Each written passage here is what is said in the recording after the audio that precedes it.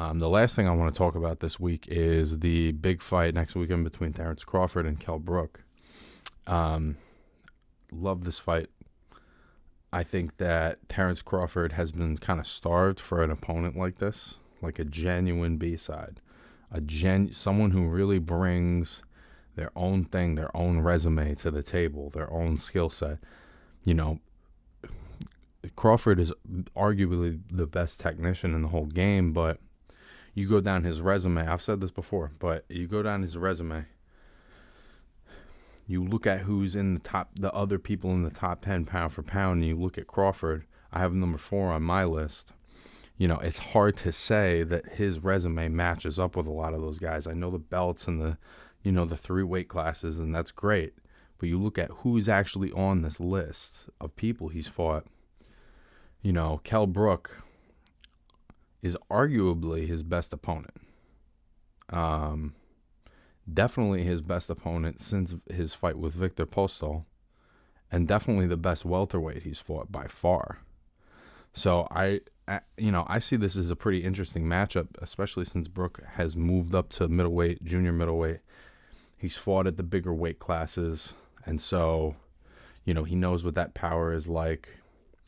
His 2 losses, he's 39-2 with 27 knockouts. The 2 losses are to Gennady Golovkin at middleweight and to Errol Spence at welterweight. Those fights were back-to-back. Suffered a fractured orbital bone in both of those fights, so that's a very difficult injury to overcome. But he's won 3-4 fights in a row since then, which puts him in position for this fight. Crawford, his last fight was against Kavaliauskas, I believe, and then prior to that, it was Amir Khan. To me, especially at welterweight, this fight represents a big step up for Crawford. I think it's the first fight that he's maybe in his whole career, but definitely in a while, that's like a career-defining fight. These are the kinds of opponents, the kind of rivals you need to define your legacy.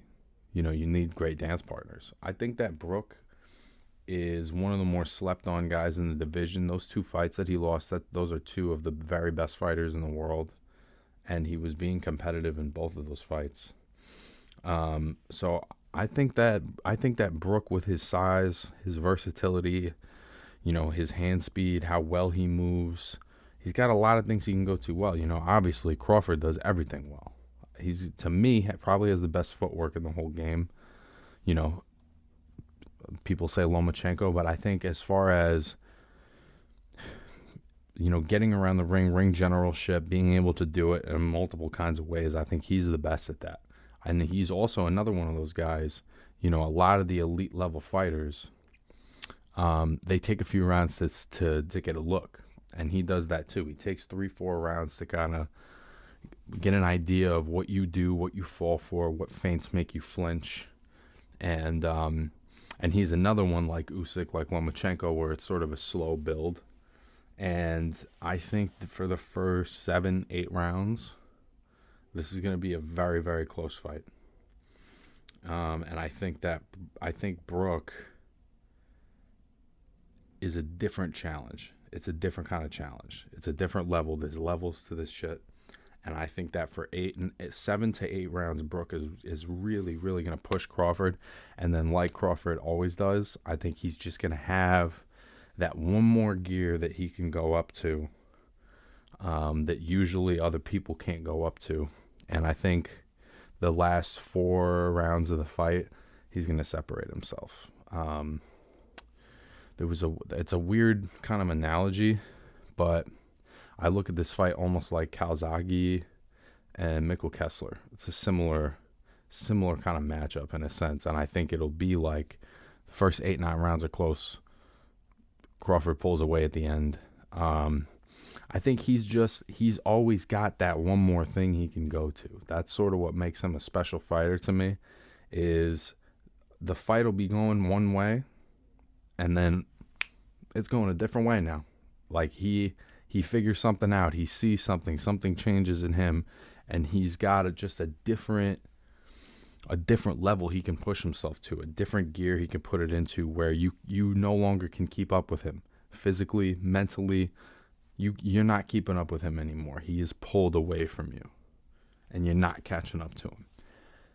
I think that'll happen again in this fight, but that first 8 rounds to get to that point is going to be more challenging than in other fights. And Brook's not just going to wilt when Crawford takes it up to that next gear.